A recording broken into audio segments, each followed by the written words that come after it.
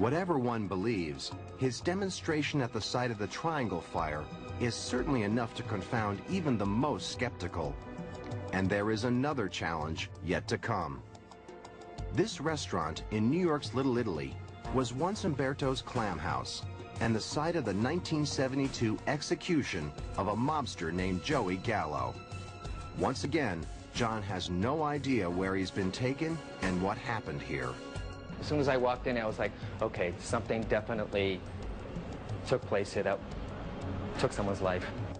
And I started feeling and hearing gunshots and being snuck up from behind. Out of the blue, it happened. Unsuspecting. I just feel like coming up behind me, coming up behind me. He becomes fixated on the word celebrity.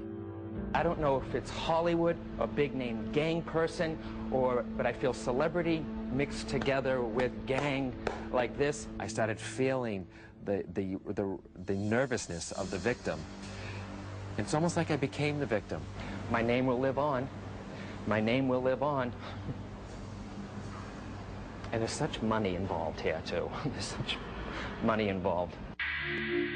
At one point, John goes into an almost trance-like state. I don't know. Now I'm starting to take on something. I'm not being possessed, but I'm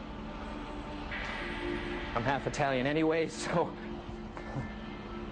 I don't know if this is a hat I got here. That's me. That's John, yes. Completely stepping out of the way to let the energy do what it has to do. It happens fast. I go fast. I go very, very fast. I go very, very fast. Curious if in the head, forward, maybe more than one bullet. Like they came up upon him or them, totally unsuspected, and just go. And that was the end. Very tragic way to die, but it's almost like it's kind of expected the way they went. And whoever was killed here, John feels, didn't die recently. It's funny because as I'm looking here, I'm being taken back somewhat in time a little, because the cars are changing now. It's almost like they're counting down, So I'm going back 20, 30 years now. Joey Gallo's murder occurred here 33 years ago on April 7th, 1972.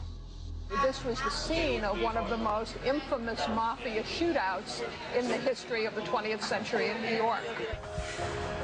4 gunmen rushed into the restaurant and fired 40 shots at an unsuspecting Gallo, who was sitting with his back to the door.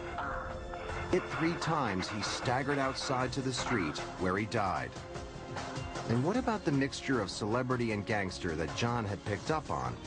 This was in the early 70s when the mafia seemed kind of very interesting and chic. I found it fascinating when I said, I will live on, and Joyce, the historian, told us about he was considering writing his memoirs.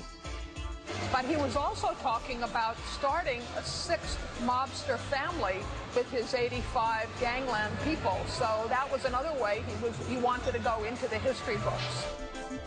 Since there's history every place, you would think John would be overwhelmed by spirits everywhere he goes. Fortunately for him, he's learned how to tune his visions out. People think that I do this 24 hours a day, 7 days a week. It would take a strong spirit to get my attention when I'm not working.